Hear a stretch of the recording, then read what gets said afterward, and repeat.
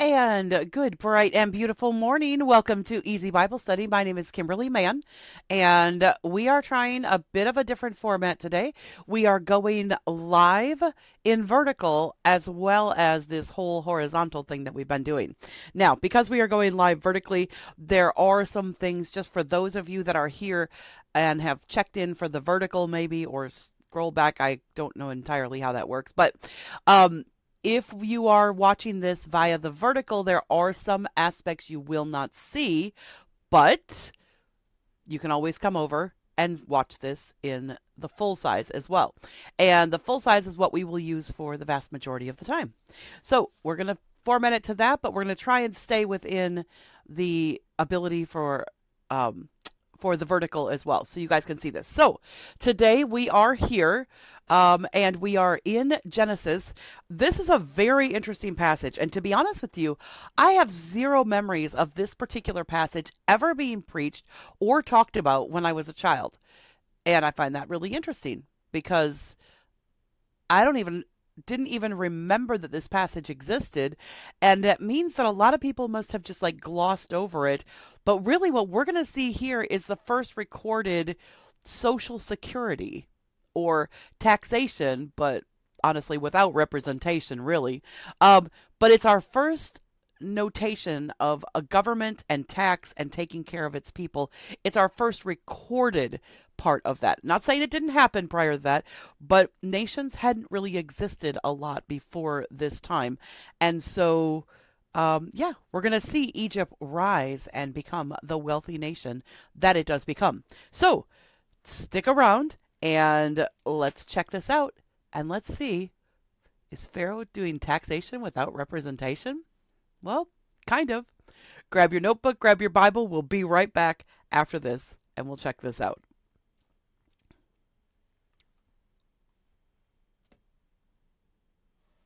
Oh, my buttons don't work. Let's try that. You can have all this world, but give me Jesus. In the morning when I rise, in the morning when I rise, in the morning when I rise, give me Jesus.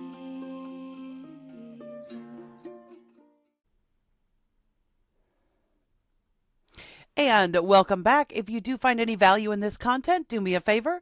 Click like, subscribe, turn on that notification bell so you don't miss any of my content. Ooh, let's see how we can do this because, let's see here. Nope, we want to go this way. I'm about 10 seconds behind on the actual broadcast, so figuring out where my body needs to be positioned for you to see me is a little different here. All right, so if you do find any value in this content, do me a favor, click that like, subscribe, turn on the notification bell. I am trying to reach 1,000 subscribers. That is my next goal. We are not quite at 500, but we're almost there. So we're almost halfway there, so pretty exciting. And of course, share. If you know anybody who can value from this content, then absolutely share it with them. Well, today, as you saw, or for those of you that might be in the vertical, we are actually in Genesis chapter 47. So grab your Bible and Genesis chapter 47, and we are on verse 13. So let's get into this and let's see what God's word has to say. All right.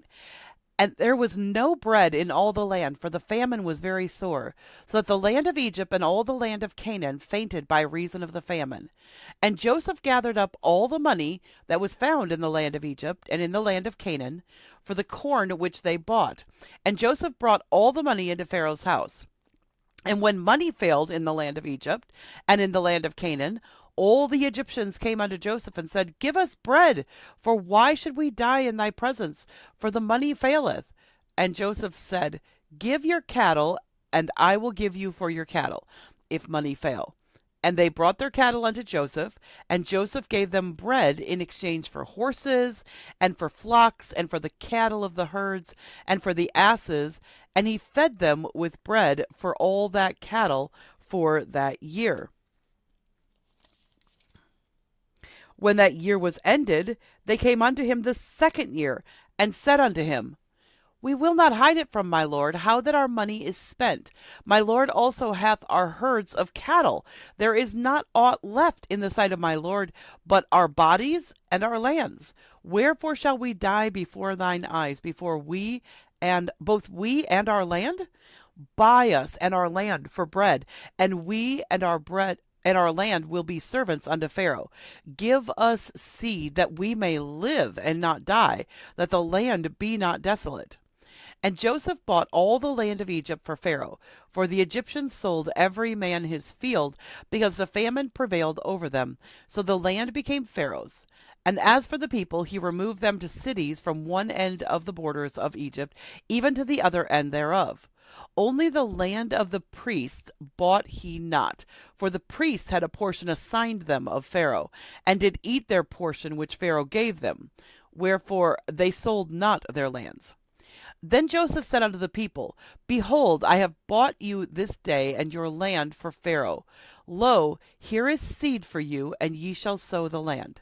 And it shall come to pass in the increase that ye shall give the fifth part unto Pharaoh, and 4 parts shall be your own, for seed of the field, and for your food, and for them of your households, and for food for your little ones.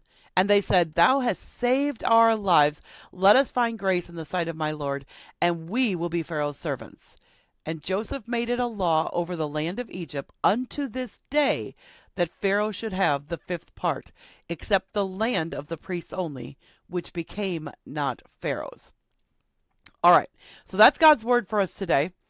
And let's get into this a little bit, because this is a very interesting passage, or at least I think it's super interesting that we have this, I don't know, it's, let me just put on the playlist camera thing here. There we go. This is like the first time that we see this. So let's start off with, okay, so there was no bread. So we've got Jacob and all his family are settled. All right, they're all settled in Egypt. We're all good. The migration has already taken place. This is not a problem. All right, but we are in verse 13 here.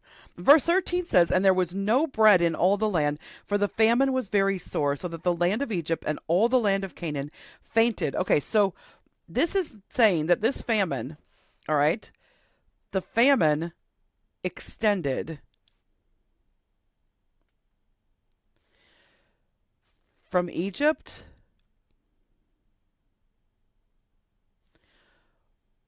all through Canaan.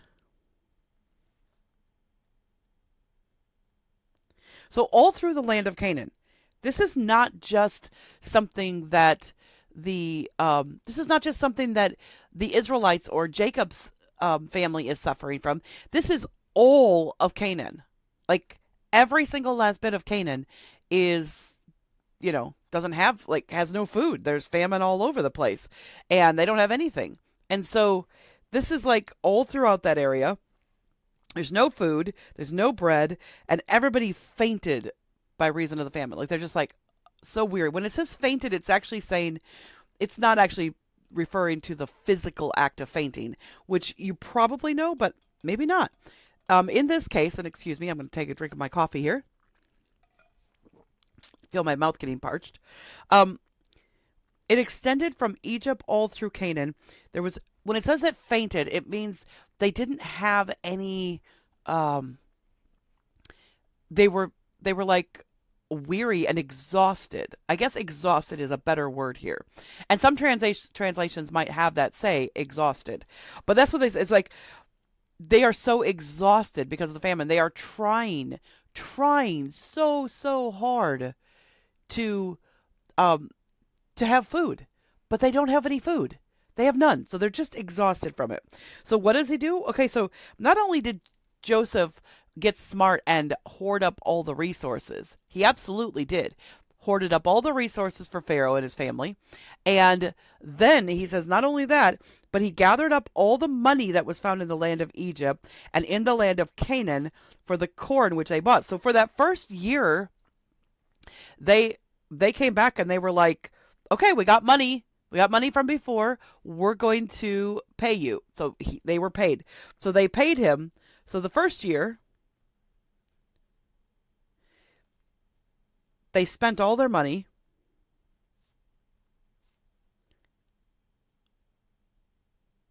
or the first year, shall we say, after this, they spent all their money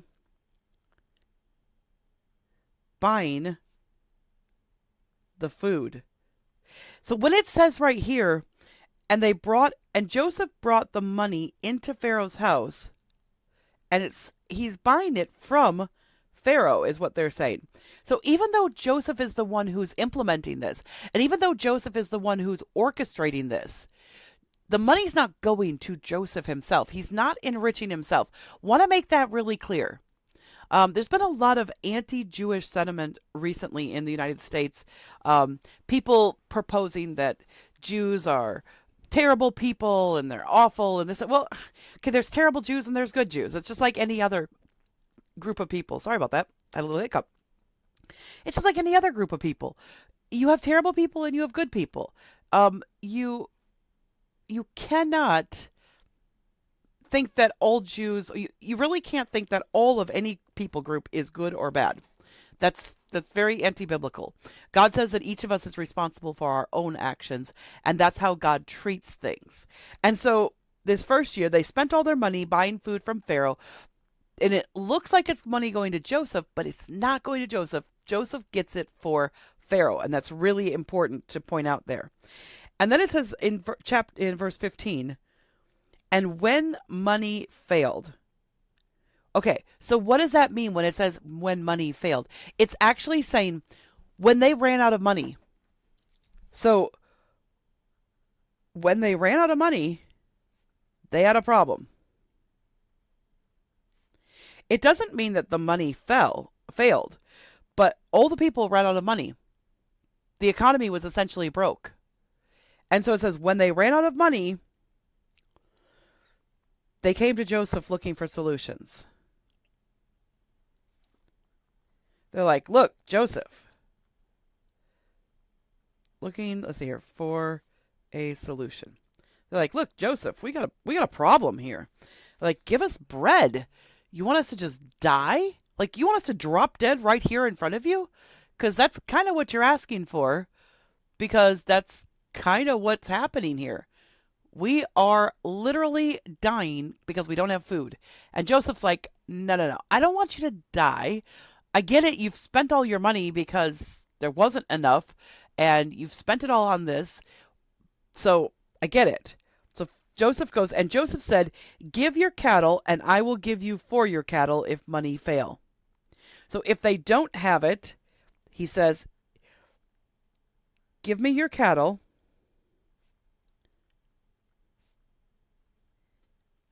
in exchange for bread. So basically he's saying, okay, give us your cattle and that will be in exchange for bread for you. So you can live, and even if your cattle are dead. Okay? That's the way it is. Give me your cattle in exchange for bread. All right, no big deal. And they brought their cattle unto Joseph, and Joseph gave them bread in exchange for it. When it says cattle, it's actually referring here to all the livestock. It's not just saying any one livestock. They brought everything to him. They brought cows, horses, fowls, or birds. Fowls, like their chickens, their turkeys, their geese, anything like that they were. It says, and their flocks. So it says, and for the flocks, and for the cattle of the herds, and for the asses. So they brought birds, they brought cows, horses, fowls, donkeys, sheep, whatever it was, whatever their herd consisted of, they brought, and Joseph gave them bread. Now, please understand, this now means that every single animal that's being brought is going into Pharaoh's group of animals. He's actually buying up, Pharaoh through Joseph is buying up everything they own. He's got first he has all their money. Then when their money fails, they sell all the things that they have. So for us nowadays, that would be somebody coming to us and saying, okay, bring me all bring me all your stuff. Bring me your iPads, your computers, your cars, your boats, your RVs, your everything that you own. Bring it all in, and I'll exchange it so that you can eat. Now, keep in mind, they still have their land for a little bit, and they still do have their land. But then, when that year was ended, they came unto him the second year and said, We will not hide it from my lord that our money is spent. My lord hath also our herds of cattle. There is not aught left in the sight of my lord, but our bodies and our lands. We got nothing left but us and our property. That's it. We don't have anything left to sell. And we're starving. We need bread. We have to have food to eat. Or else we're starving to death. We need this. And so Joseph bought, and so wherefore shall we die before thine eyes, before we and our land? Buy us and our land for bread, and we and our land will be servants under Pharaoh, and give us seed that we may live and not die, that the land be not desolate. Because here's the other thing. All right, 18 to 19. All we have left is our land and our bodies. Essentially, what happens here is that the Egyptians and the Canaanites become they have a form of indentured servitude. That's the best way to describe it.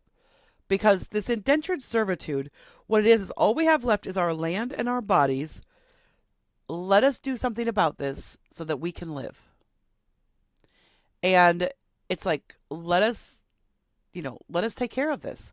And he goes, okay. So Joseph bought all the land of Egypt for Pharaoh, for the Egyptians sold every man his field because the famine prevailed over them. So the land became Pharaoh's.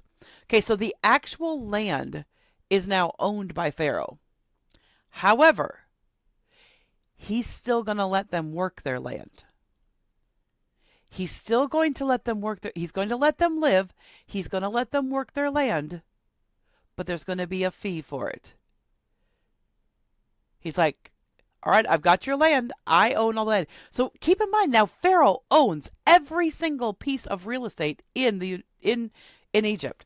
Imagine that. This would be like a president, I guess, but not really, because we don't have a king in the United States, and that's the difference between this. In Egypt, Pharaoh was the king. He reigned supreme over everyone. Now, it does say about the priests here that, let's see, where does it say that? It doesn't say it here. It's further. Oh, in 22. So we do have Pharaoh is now owning every single bit of real estate. So he owns the land. No doubt about that. He gets the land. It's his. He owns it. All right, another drink. Pharaoh owns all the land, but they still need somebody to work the land, because if you don't work the land, then the land just lies fallow, and shortly after that, nothing's there. And so he says, all we have left is our land and our bodies. So in a way, he's buying their bodies, or he's buying their labor. That's the next step. He's buying their labor. And he does that in verse 20. Let's see here. It's in verse 21, actually. So in verse 20, our notes need to say, so Joseph buys all the land for Pharaoh. And then in verse 21, and as for the people, he removed them to cities from one end of the borders of Egypt, even to the other end thereof. All right? So he removed them to cities. He's like, okay. And keep in mind, this might be a lot of the people who are living in what we would call modern day Cairo, where the Pharaoh lived. All these people are coming to him, like, we've got land, etc. It's right outside Cairo. He's like, okay, no. So Joseph actually spreads them all over the Egyptian territory. He spreads them out and removes them, and basically sets up other cities throughout Egypt. This is the first organization of state that we see in the Bible or recorded in history.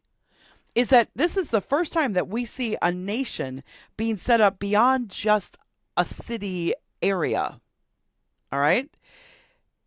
And so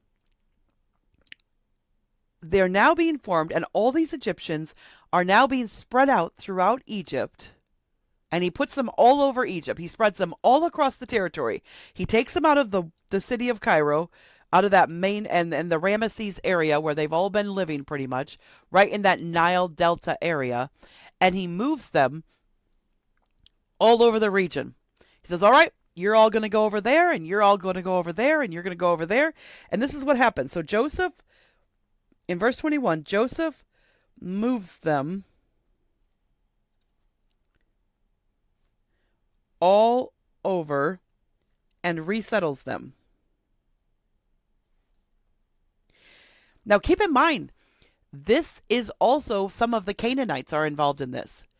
And he's resettling them and bringing them under Egyptian rule at this point. So Pharaoh's got all of this. So he goes from one end of the borders of Egypt even to the other end thereof. He's spreading them out, and he's creating a nation. For the first time in history, we're seeing a nation be created. But the thing about a nation is, if you want the protection of a nation, see, in the past, you'd be under the protection of the king of that city, because that city was like protected with the king's guards and stuff. They would protect the king, and so therefore they would protect the people there with the king who were providing the food and the stuff for the king and for him to exist and for him to rule and for him to judge and things like that. But now when you're spreading them out all over, okay, now what do? How does the king get his portion? We have a little aside here in verse 22. Only the land of the priests bought he not, for the priests had a portion assigned them of Pharaoh. So the priests were exempt. And this is also the first time that we see that those who are involved in spiritual work are exempt. In fact, not only are they exempt, they are taken care of by Pharaoh. Pharaoh is the one who feeds them. Pharaoh's the one that takes care of them. And so in verse 22, the priests are exempt because they did eat their portion which Pharaoh gave them. So the priests didn't have any problems with food because Pharaoh has always and always did give them. They were the spiritual leaders, and so Pharaoh gave them the food. So the priests were exempt from being spread out, and they were exempt from having to sell their land to Pharaoh in order to get food. Pharaoh's like, nope, you're the priest, you're important, you get food. I don't want to have eternal damnation because I didn't feed my priests. That would be awful. Now, keep in mind, these are the Egyptian priests. These are not the Israelite priests. But still, even Pharaoh recognizes the level of spirituality, that there is a responsibility behind that. So then Joseph said unto the people, and this is where our title today comes, Taxation Without Representation. Then Joseph said unto the people, behold, I have bought you this day and your land for Pharaoh. So basically what Joseph is saying here is, I've purchased you and your land. I brought you all in, I've got your land, and I have purchased you, and now I'm sending you out. So it's almost like a form of slavery, but it's not complete slavery because they get to keep some of it. And that's what we're going to look at here. It says, but he does say, I bought you this day and your land for Pharaoh. Lo, here is seed for you, and ye shall sow the land. So this is where Joseph is setting up this structure in verse 23. He has bought their land and their lives. He has bought their land and their lives for seed. and they are required to farm. They are required to farm now. They are required to sow the land. He says, and ye shall sow the land. And in verse 24, here are the terms. What are the terms? And it shall come to pass in the increase. So when the increase happens, when you're actually getting something back at harvest time, at increase, when harvest time comes, here are the rules, because Pharaoh owns your land and Pharaoh owns you, because Pharaoh was the one who set up all the stores. He's the one who has all the food, and he stockpiled all the food. You guys didn't stockpile food. He did under my direction. He now owns your cows, your land, and he owns you. And you will go and you will work for him. It says, and it shall come to pass in the increase, when you go to harvest, is what they're saying, that you shall give the 5th part unto Pharaoh, and 4 parts shall be your own, for seed of the field, and for your food, and for them of your households, and for food for your little ones. So here's the structure. Pharaoh gets 20%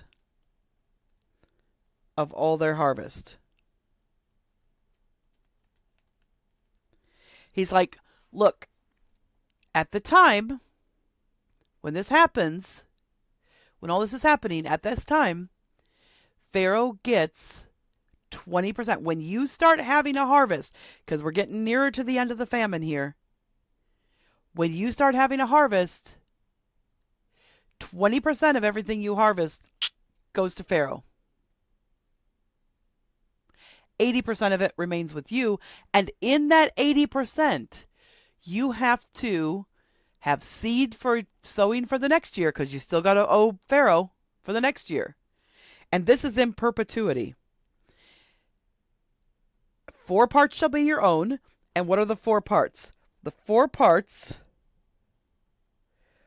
for you, 80%.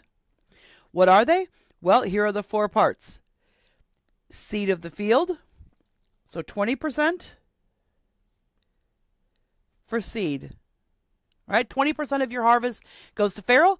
20% of your harvest goes to you being able to sow things next year.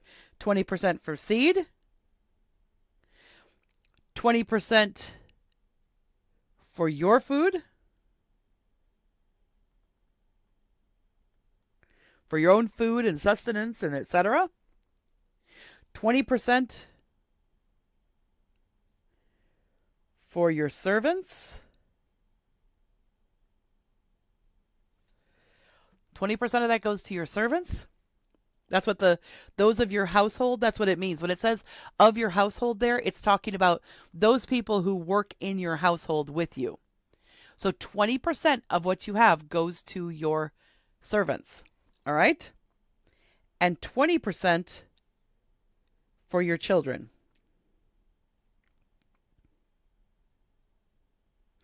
This is the first time that we've seen a definite structure set up where the government is taking care of certain things for you in exchange for this.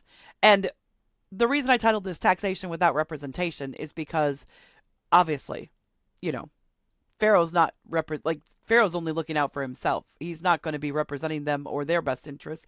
He's representing his own best interests. But it's really interesting because Joseph sets out this structure, and I think it's an interesting structure of maybe what we should do in our society. Because here's how we would break this down. And let's just say in our current modern society, here's how this would work.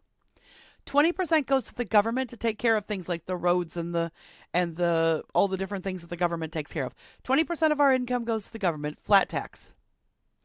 20% goes to us and increasing our riches ourselves of what we earn. 20% goes to our community, our household, those of the people that surround us. 20% goes to our community and 20% goes to our children.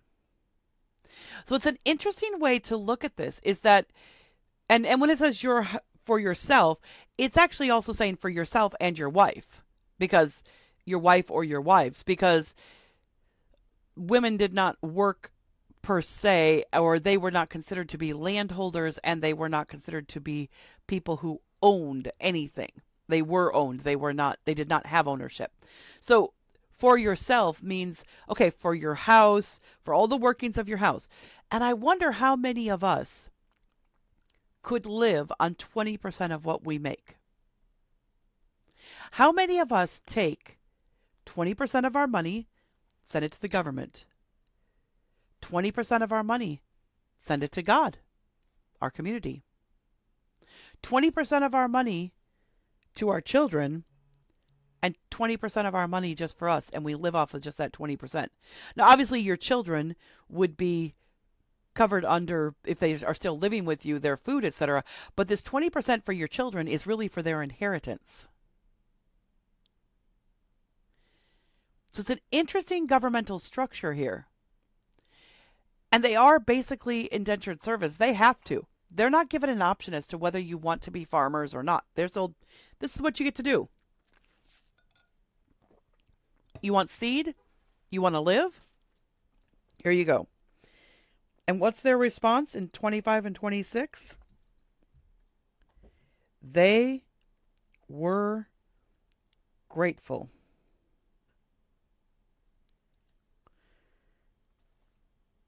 And this became law. And it was law. And remember, Moses is writing the book of Genesis. And he goes, and this became law and is still the law to this day. Still the law to this very day. That's what 26 is. And Joseph made it law over the land of Egypt unto this day that Pharaoh should have the fifth part, except the land of the priests only, which became not Pharaoh's. So I would challenge you, coming out of this today, I would challenge you, what do you think? What do you think? Could you live on 20% of what you make? Could you give 20% to charity? Do you pay more than 20% to the government? Maybe that's part of the problem. I've been talking to people recently, and on Sunday we were at church. We went to a local church here where we are, and the topic was about humility and about those who had less than us and things like that. And I said, we were having a discussion, and I said in the discussion, it's interesting to me how many things we as Americans think we need when it's really just stuff we want. It's not really about need a lot of the time. It's more often about what we want.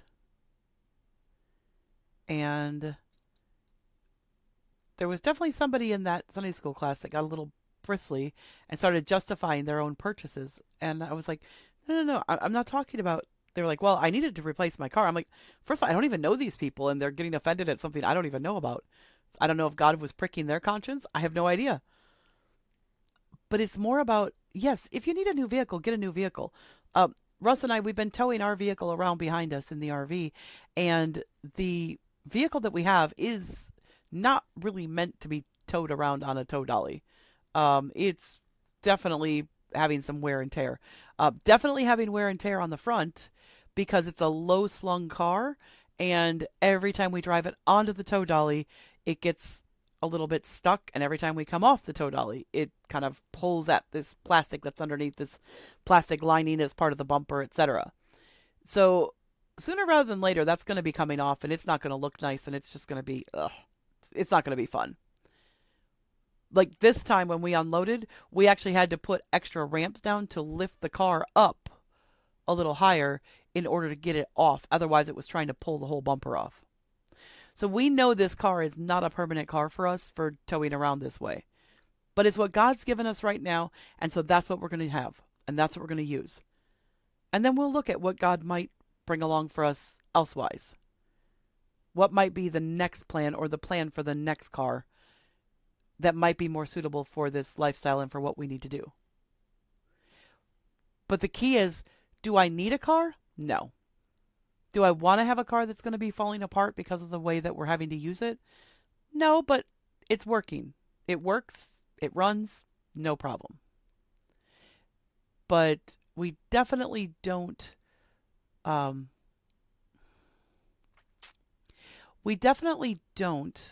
want to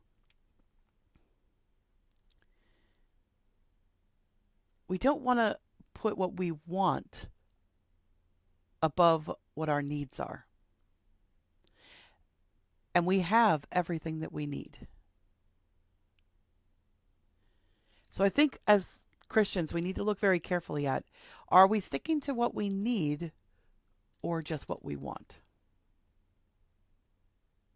So just think about that for a minute. Could you live on 20% of what you make for just you and your immediate house?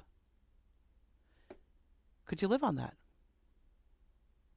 20% for you. Because that's what these people were, and they were grateful. They were like, thank you, God, thank you, Joseph, thank you, Pharaoh, for saving our lives, because at least we will live. This may seem like a really tight thing, but they get to live. And imagine setting aside 20% for your children. Imagine what that looks like in 10, 15, 20, 30 years, because maybe it's for your children after you go. Maybe it's their inheritance. And consider, how little can you live on? How much can you leave for them? Not storing up for ourselves, because the Bible tells us we're not supposed to store up treasures on earth where moss and rust doth corrupt and where thieves break through and steal. But lay up for ourselves treasures in heaven, where neither moth nor rust doth corrupt, and thieves do not break through and steal. For where your treasure is, there will your heart be also. So it's talking about heaven. But reality is 20% to the government, 20% to God, 20% to us, 20% to our kids, 20% to be able to, keep our business going or our lives, our life going, like the car to be able to get to work, etc., etc. Very interesting concept here in Genesis chapter 47. So, I look forward to seeing you tomorrow. I am actually going to be trying to go live every single morning like I did before at the beginning. We're going to give this a try. There are going to be some days when it's not going to be a live broadcast, but what I've committed to doing is recording some ahead of time in the next week and a half here, so that when we do have a moving day and I can't be live, we can drop a video for you to see regardless. All right? So hopefully this helps, and I look forward to seeing you soon, and thanks for joining me. Bye for now. Was my cry at dark midnight, was my